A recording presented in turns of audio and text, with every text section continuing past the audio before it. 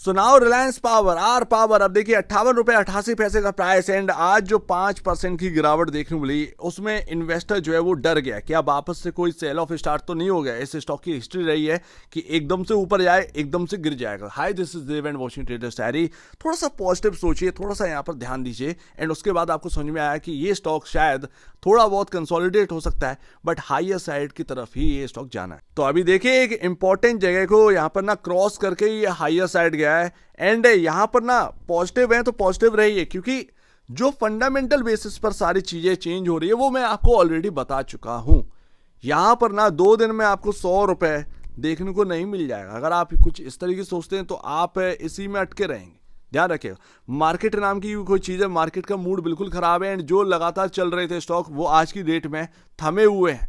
आज की डेट में आप किधर की तरफ भी देख लीजिए, चाहे सुजलोन की तरफ देख लो या किधर की तरफ देख लीजिए, स्पीड पर ब्रेक लगी है। तो कोई दिक्कत की बात नहीं है, यहाँ पर ध्यान रखिएगा। यहाँ पर अगर आप पॉजिटिव हैं तो पॉजिटिव ही रहिए, क्योंकि आपके साथ फंडामेंटल है। एंड यहाँ पर आप देखोगे तो इंपॉर्टेंट है भाई आपका यहाँ पर ना इस लेवल को क्रॉस करना, ये 54 रुपए को क्रॉस करना, ये काफ़ी इंपॉर्टेंट है। तो यहाँ पर अभी काफ़ी इंपॉर्टेंट रह जाता है, ये आपका सपोर्ट भी है, काफ़ी इंपॉर्टेंट सपोर्ट भी है। जो दिन पहले थे वो कुछ और थे, चीज़ें चेंज नहीं हो रही थी, बट आज फंडामेंटल बेसिस पर अगर आप देखेंगे तो कंपनी का काया पलट हो चुका है। तो इसमें यहाँ पर जब सारी चीज़ें प्लस में हो तो आपको नेगेटिव होने की ज़रूरत क्या है।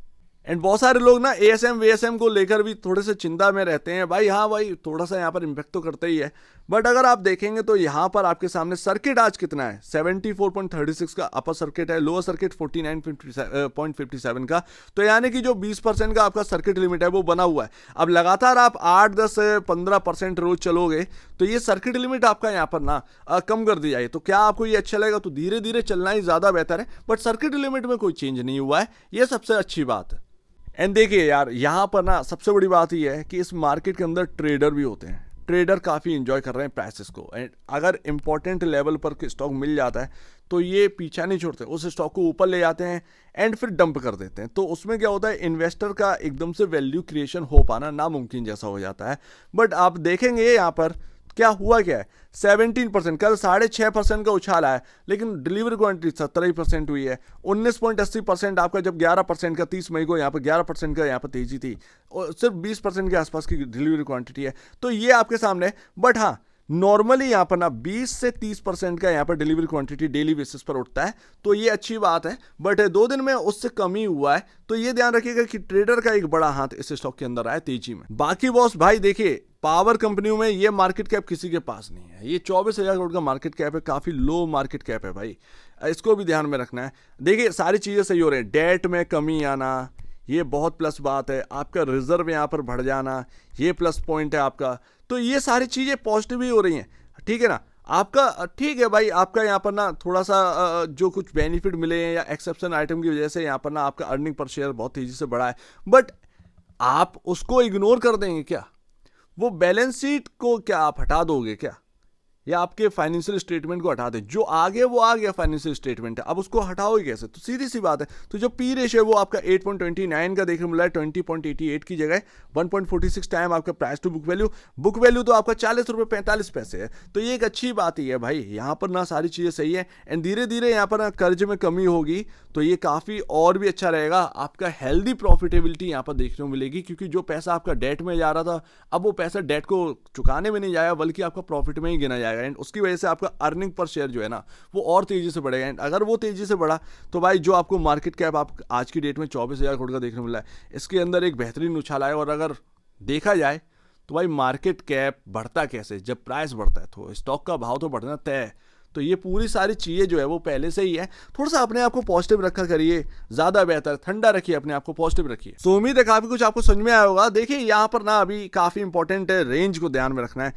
53.85 ये आपका ऊपरी लेवल, 49.97 ये आपका जो रेंज है ये ही काफ़ी इंपॉर्टेंट। जब तक हम इस रेंज के ऊपर है तब तक प्लस है, बहुत अच्छा सिनेरियो बनेगा। इवन बहुत ही इंपॉर्टेंट लेवल जो है वो 47 भी है आपका। तो बहुत सारे इंपॉर्टेंट लेवल के ऊपर आप ट्रेड कर रहे हैं, इस बात को ध्यान में रखिए।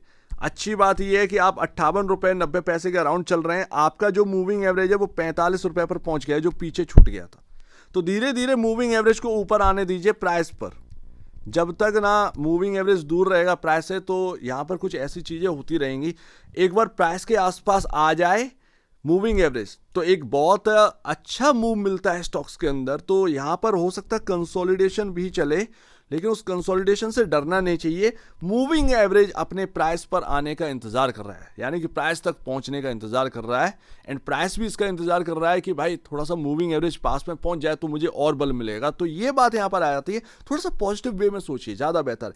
अगर ये स्टॉक ना नीचे भी आए तो यही रेंज 53.97 और 49.97, इस रेंज में आप देखिएगा कि यहाँ पर क्या बाई का मौका बन रहा है। वैसे मेरा कोई यहाँ पर ना, मैं सेबी रजिस्टर्ड नहीं हूँ, एंड मेरा यहाँ पर कोई भी buy sell and hold recommendation नहीं है, बट यहाँ पर ध्यान रखिएगा मैं सिर्फ अपना पर्सनल व्यू आपको दे रहा हूँ। तो इस रेंज में जब भी स्टॉक आए ना, तो आपको बस इतना देखना है कि क्या यहाँ से मुड़ रहा है। अब वो किस प्राइस से, इस रेंज में किस प्राइस से मुड़ेगा ये नहीं पता है। क्या वो 49 से मुड़ने वाला है, माफ़ कीजिएगा, क्या वो 50 से मुड़ने वाला है, 51 से मुड़ने वाला है, या 50.50 से मुड़ने वाला है, ये देखने वाली बात होगी।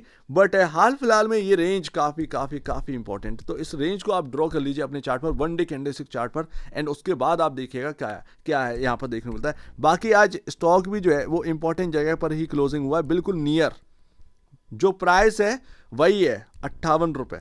तो ये भी ध्यान रखना है, इंपॉर्टेंट जगह पर, इंपॉर्टेंट लेवल पर क्लोजिंग हुई है, ये आपका बिल्कुल नियर है। लेकिन सबसे इंपॉर्टेंट जो ना मजबूत जोड़ फेविकोल वाला, वो आपको 53.85 और 49.97 पर देखने को मिलता है। ये रेंज काफ़ी इंपॉर्टेंट, जब तक हम इसके ऊपर हैं तब तक सब कुछ सही है, लेकिन अगर ये उसके नीचे आए ना तो फिर यहाँ पर प्रॉब्लम है। लेकिन मुझे लगता नहीं कुछ प्रॉब्लम आई, क्योंकि मूविंग एवरेज आपके पास आ रहा है, एंड मूविंग एवरेज की ताकत ना वो पूरा मार्केट जानता है कि ये होता क्या है। सो उम्मीद है काफ़ी कुछ आपको समझ में आया होगा। एक बार निवेश से पहले या बेचने से पहले अपने ब्रोकर एडवाइस से जरूर सलाह लीजिएगा, खुद की स्टडी करेगा, उससे बेहतर कुछ भी नहीं है, खुद की स्टडी मस्ट है। तो आप दीजिए मुझे अपने देखेंगे, बहुत धन्यवाद दोस्तों।